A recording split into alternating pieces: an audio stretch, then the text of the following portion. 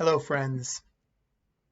Tomorrow night, Jews all over the world will gather around dinner tables to celebrate Pesach, the festival of Passover.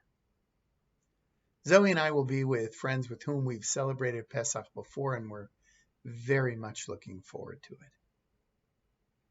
I also must add that because a good part of my family was unable to get off work midweek, we gathered this past weekend at an Airbnb outside of Portland for a somewhat early celebration of Passover. My sister Ellen and her husband Bob and Zoe and I were the older generation. All of our kids, their spouses, partners. There were 14 of us together for the weekend. The kids did most of the cooking and preparation. How wonderful is that? Of course, Zoe and her daughter Emma cooked the brisket, and Emma made the matzah crack we had for dessert. Now, we had disseminated a list of questions for each of the traditional moments of the Seder. Questions that I've sent out to the community on numerous occasions in the past, which we updated and edited as we do every year. So we sent out these questions through email and asked everyone attending our Seder, our pre-Seder Seder, everyone or couple, to choose a question that spoke to them, share their response, and invite others into the conversation. Our Seder was planned for Saturday night, and by Saturday afternoon, when food preparations were in full throttle, only a few people had claimed their Seder question, and we weren't sure what kind of Seder we were looking at. Zoe and I approached everyone directly with encouragement, a little cajoling, and a small dose of Jewish guilt. To our delight, everyone chose something and spent time thinking about what they wanted to say. This is the key to a meaningful Seder. People taking time to reflect on some aspect of the Seder that is meaningful to them in their lives at this moment. The primary directive to tell the story of liberation as if you yourself were there has always been understood by our people to mean inhabit the story. Share your own truth about what in the story resonates for you in your life. So many families become enslaved to the Haggadah. Pharaoh. The Haggadah becomes the Pharaoh at many a Jewish table on Passover. We were not meant to dryly read the Haggadah and turn what is supposed to be a series of prompts, of directives, into a boring reading assignment. Haggadah means the telling, and the central piece of the Seder is Magid, storytelling. Tell your own stories. Have this night be about us, about our struggles for liberation. What is our own Mitzrayim, the Hebrew word for Egypt, which literally means constricted place? What is constricting our lives at this moment, and how do we understand our way out? There we were, all 14 of us gathered around a table. We lit the holiday candles and sang the blessing.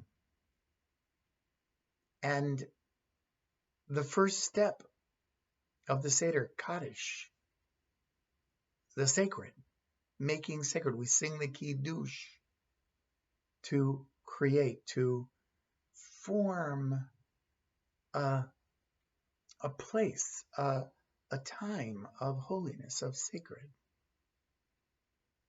And we began talking about what is sacred to us.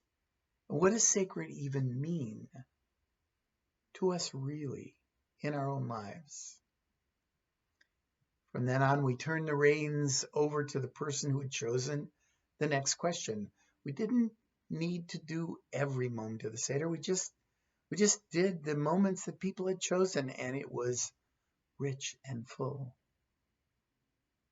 As you hold the parsley, the greens, the karpas, the symbol of renewal, please consider, what am I committing to renewing, reinvigorating, making a more important part of my life?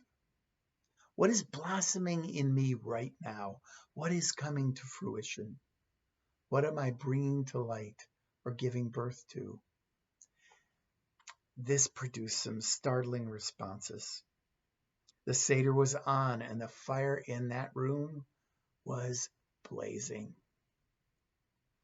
My sister Ellen asked to play a song by Frank Ocean. We had a Bluetooth speaker and access to Spotify. It was a song that Ellen and I had grown up with. My mother played it on the piano, and my siblings and I harmonized and played other instruments for it. It was a song written by Johnny Mercer and Henry Mancini called Moon River. It was popularized by a singer named Andy Williams and then Dean Martin.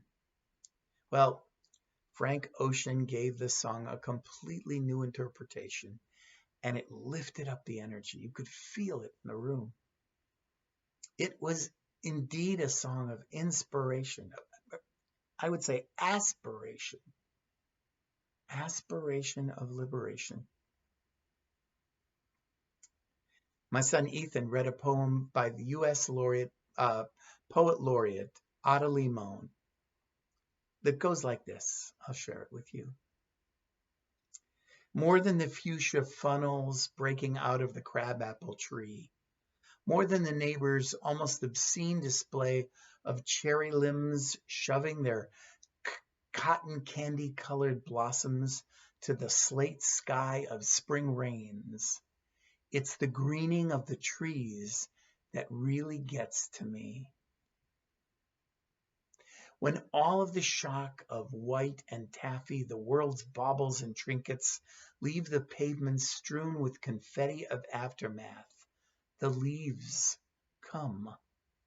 Patient, plodding, a green skin growing over whatever winter did to us. A return to the strange idea of continuous living, despite the mess of us, the hurt, the empty. Fine then, I'll take it, the tree seems to say, a new slick leaf, unfurling like a fist to an open palm. I'll take it all. When we broke the matzah to create the afikomen, someone read a question. Jews in Tunisia say this is how God split the sea. Talk about a Red Sea experience in your life that is worth sharing. This is an experience when you reached a point where there was no turning back, but moving forward entailed a risk that seemed prohibitively dangerous, frightening, or maybe even impossible. Talk about what you learned from this extremely difficult moment. The person who read the question shared a very personal, moving story about her own recent Red Sea experience, and that stimulated others to join in. The Seder was alive. We were talking about things that mattered, our challenges and our hard-fought achievements. We spent the evening talking about things that enslave us in our real lives and the way we're struggling to be more free. People talked about work, about relationships, shared memories, and dreams. There were breathtaking moments and lots of laughter and joy.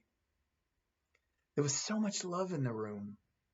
Everyone felt safe to share what was in their heart, and everyone else held space for them. The generosity of spirit was enormous. We took breaks to serve the most delicious chicken soup I have ever tasted, and that's saying a lot. After we ate each course, we seamlessly reconnected with our story, our real stories, and continued to honor the sacred container that is the Passover Seder.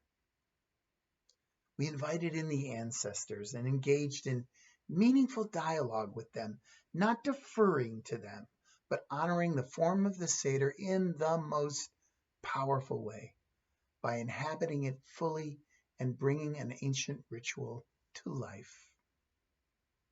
The four of us from the older generation didn't speak very much. We were enthralled by the wisdom, the thoughtfulness, and deep insights of our grown children teachers.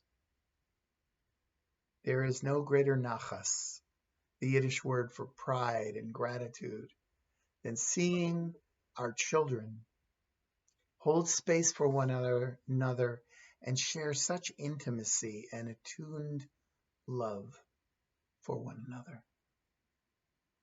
The mystery was present and fully lifted up with such grace.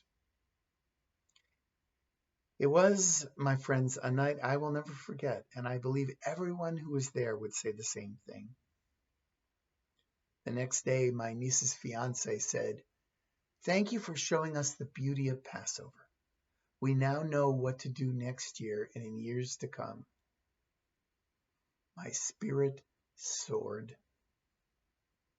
I share this story with you to empower you to be brave tomorrow night or whenever you're doing your Passover Seder. Make a Seder that takes risks and invites people to open their hearts and share deeply.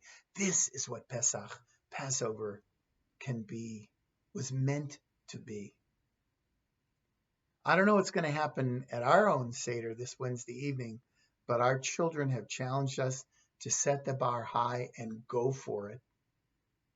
So, wishing you and your loved ones what my grandfather used to say, a Zissen Pesach, a celebration filled with sweetness, with challenge, with courage, and with open-hearted chesed, loving kindness. Stay safe and be well. Shalom uvracha, peace and blessings, and Chag Sameach.